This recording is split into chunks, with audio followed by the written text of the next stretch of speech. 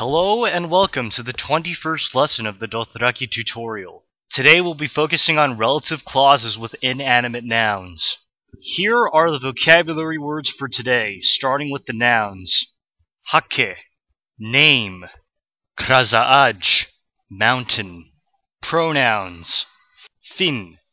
This has multiple uses, but in this context it's used to begin a relative clause.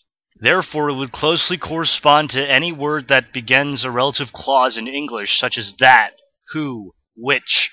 This pronoun is also declinable, as you will see in the text.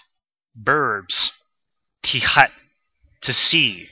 Shilolat, to meet. Verat, to travel. Alright, time for the text. Anha zilak yal fini zili javors. Anha jolin hadaen fini davra. Khal tich arach fini aj anha yalaan. Anha tich zafra fin jil anha.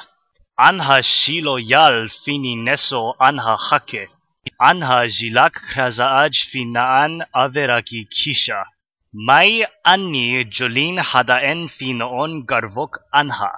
Grammar time. A relative clause modifies a noun or a noun phrase. Relative clauses are usually introduced by relative pronouns. In English, these would be that, who, which. These pronouns will decline depending on how they're used, so we add prepositions to indicate it, such as in the man whose name I did not know, or the boy for whom I had a gift. It's pretty much the same way in Dothraki, but with a few differences. Relative clauses begin with fin, which I said corresponds to that, who, or which. Word will decline according to use. We'll see the declensions later. And the word order of a relative clause is slightly different than a regular sentence. The subject and the verb are reversed. So the order of a relative clause is verb, subject, object. You can omit the subject in translating a sentence like, the man who sings, or the duck that walks. But if you don't omit the subject, you would say this, Allegra fini tich anha. Notice because of the declension of anha, this does not mean the duck that saw me. The translation for that is actually Allegra fini tich anna.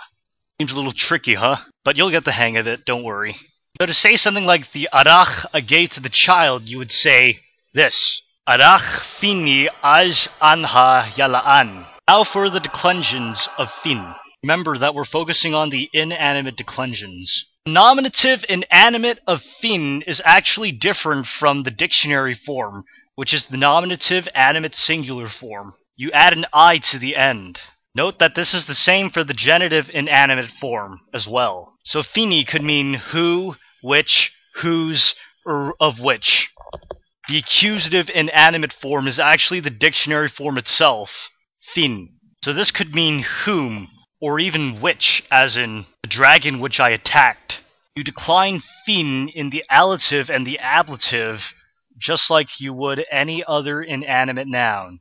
Finaan would mean to who, to which, and finoon would mean from whom, from which. So I want you to practice making relative clauses with inanimate nouns, not animate nouns, because you haven't learned them yet. Do it with all the words you learned. Phew, that was kind of long of a lesson, wasn't it? See you later.